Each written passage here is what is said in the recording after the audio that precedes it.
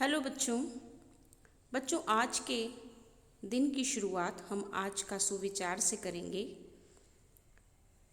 आज का सुविचार है, अपने जीवन का लक्ष्य निर्धारित करो और सभी दूसरे विचार को अपने दिमाग से निकाल दो, यही सफलता की पूंजी है। स्वामी विवेकानंद।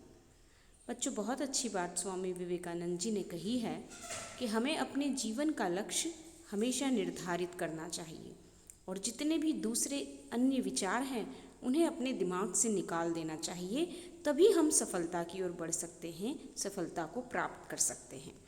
तो आज के इस सुविचार को आप अपनी कॉपी में लिखेंगे और हम अपने पाठ के अगले चरण की ओर बढ़ेंगे। कल हमने मिठाई वाला पाठ का पार्ट 1 पढ़ा, जिसमें हमने यहाँ तक पढ़ा कि फेरी वाला पहले खिलौने वाला बनकर आता है, फिर मुरली वाला बनकर नगर में आता है। 6 महीने बाद वह मुरली वाला बनकर आता है। लोग उसकी आवाज़ से पहचानने लगते हैं कि शायद ये वही खिलौने वाला है, यही वही है जो पहले खिलौने बेचा करता था। विजय राय बहादुर के बच्चे भी उससे खिलौने ले लिया करते थे। जब मुरली वाला बनकर वो आता है तो उनसे मुरलियाँ लेने के लिए भी विजय राय बहादुर जी उन्हें अपने घर पर बुलाते हैं। तो चुन्नू और मुन्नू की माँ उस खिलौने वाले को देखकर पहचान जाती है कि ये वही खिलौने वाला है जो अब मुरली वाला बनकर आया है। तो पूरे नगर में उसकी मुरली की प्रशंसा होने लगती है, चर्चे होने लगते हैं। इसके बाद क्या होता है ये हम पढ़ेंगे। आज अपने मकान में बैठी हुई रोहिणी मुरली वाले की सारी बातें सुनती रही। आज भी उसने अनुभव किया, बच्चों के साथ इतने प्यार से बातें करने वाला फेरी वाला पहले कभी नहीं आया। फिर वह सौदा भी कैसा सस्ता बेचता है, भला आदमी जान पड़ता है। समय की बात है जो बेचारा इस तरह मारा मारा फिरता है, पेट जो न कराए सो थोड़ा। इसी समय मुरली वाले का क्षीण स्वर दूसरी निकट की गली से सुनाई पड़ा। बच्चों को बहलाने वाला मुरलिया वाला। रोहिणी इसे सुनकर मन ही मन कहने लगी, और स्वर कैसा मीठा है इसका। बहुत दिनों तक रोहिणी को मुरली वाले का वह मीठा स्वर और उसकी बच्चों के प्रति वे स्नेहसिक्त बातें याद आती रही। महीने के महीने आए और चले गए, फिर मुरली वाला न आया। धीरे धीरे उसकी स्मृति भी क्षीण हो गई। यहाँ तक बच्चों हमने पढ़ा था। इसके बाद हम पढ़ेंगे 8 महीने बाद। 8 महीने के बाद 8 मास बाद, मास यानी महीना, सर्दी के दिन थे। रोहिणी स्नान करके मकान की छत पर चढ़कर आजानुलंबित केश राशि सुखा रही थी। इस समय नीचे की गली में सुनाई पड़ा, बच्चों को बहलाने वाला मिठाई वाला। अब सर्दियों के दिन थे। रोहिणी नहा धोकर मकान की छत पर उसके लंबे लंबे जो केश थे, बाल थे, उन्हें वह सुखा रही थी। तभी उसे एक स्वर सुनाई दिया, बच्चों को बहलाने वाला मिठाई वाला। मिठाई वाले का स्वर उसके लिए परिचित था। झट से रोहिणी नीचे उतर आई। उस समय उसके पति मकान में नहीं थे। हाँ, उनकी वृद्धा दादी थी। रोहिणी उनके निकट आकर बोली, दादी, चुन्नू मुन्नू के लिए मिठाई लेनी है, ज़रा कमरे में चलकर ठहराओ। मैं उधर कैसे आऊँ, कोई आता ना हो तो। जरा हटकर मैं भी चिक्की ओट में बैठी रहूँगी। मिठाई वाले का स्वर जो था उसके लिए परिचित था। उसे लग रहा था कि कहीं न कहीं उसने इस स्वर को सुना है। वह झट से जल्दी से वह नीचे उतर कर आती है। उस समय उसके पति विजय राय बहादुर जी वो भी घर में नहीं थे, उनकी वृद्धा दादी थी। तो रोहिणी कहती है दादी को कि दादी, उनके लिए मिठाई लेनी है, चुन्नू मुन्नू के लिए, तो आप कमरे में उसको बुलाओ मिठाई वाले को।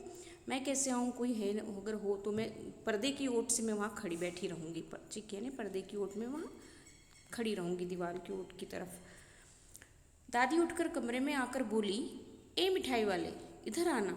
मिठाई वाला निकट आ गया। बोला, कितनी मिठाई दूँ माँ? ये नए तरह की मिठाइयाँ हैं, रंग बिरंगी, कुछ कुछ खट्टी, कुछ कुछ मीठी, जायकेदार, बड़ी देर तक मुंह में टिकती है, जल्दी नहीं घुलती, बच्चे बड़े चाव से चूसते हैं। इन गुणों के सिवा ये खांसी भी दूर करती है। कितनी दूँ? चपटी गोल पहलदार गोलियाँ हैं, पैसे की 16 देता हूँ। अब दादी जाकर उसको बुला कर लाती है मिठाई वाले को, बोलती आवाज़ लगाती है कि मिठाई वाले इधर आ। मिठाई वाला निकट आता है और पूछता है कितनी मिठाई दूँ। उसके पास तरह तरह की मिठाइयाँ हैं, रंग बिरंगी मिठाइयाँ हैं, खट्टी है, मीठी है और बहुत अच्छी मिठाइयाँ हैं, बच्चों को बहुत अच्छी लगती है। वो अपनी मिठाइयों के सारे गुण दादी को बताता है। ये चित्र में देखिए, दादी मिठाई वाले से मिठाई लेने के लिए उसे बुलाया। वो पर्दे की ओट से रोहिणी खड़ी है और चुन्नू मुन्नू है, ठीक है। इसके बाद दादी बोली, 16 तो बहुत कम होती है, भला 25 तो देते। मिठाई वाला, नहीं दादी, अधिक नहीं दे सकता, इतना भी देता हूँ, यह अब मैं तुम्हें क्या, खैर मैं अधिक न दे सकूँगा। रोहिणी दादी के पास ही थी, बोली, दादी फिर भी काफ़ी सस्ता दे रहा है, 4 पैसे की ले लो, यह पैसे रहे। मिठाई वाला मिठाइयाँ गिनने लगा, तो 4 की दे दो। अच्छा 25 नहीं, सही 20 ही दो। अरे हाँ, मैं बूढ़ी हुई, मोल भाव अब मुझे ज़्यादा करना आता भी नहीं। अब दादी मिठाई वाले से भोल ताव करने लगी, है ना, मोल भाव करने लगी। आदत होती है ना महिलाओं की कि इतने में है तो इतने कम करिए, होती है आदत। तो वो भी कही कि नहीं 16 से ज़्यादा दो भाई, 16 नहीं हमें ज़्यादा, 16, 16 यानी 16 कि 16 नहीं 25 दे दो। तो कहता है नहीं 25 तो नहीं आएगी भाई। बोले ठीक है 25 नहीं 20 ही दे दो। तो रोहिणी कहती है कि भाई ले लो, जितने में दे रहा है सस्ता ही दे रहा है, 4 पैसे की ले लो। कहते हुए दादी के पोपले मुंह से जरा सी मुस्कुराहट फूट निकली। रोहिणी ने दादी से कहा, दादी इससे पूछो तुम इस शहर में और कभी भी आए थे या पहली बार आए हो? यहाँ के निवासी तो तुम हो नहीं। दादी ने इस कथन को दोहराने की चेष्टा की ही थी कि मिठाई वाले ने उत्तर दिया, पहली बार नहीं, और भी कई बार आ चुका हूँ।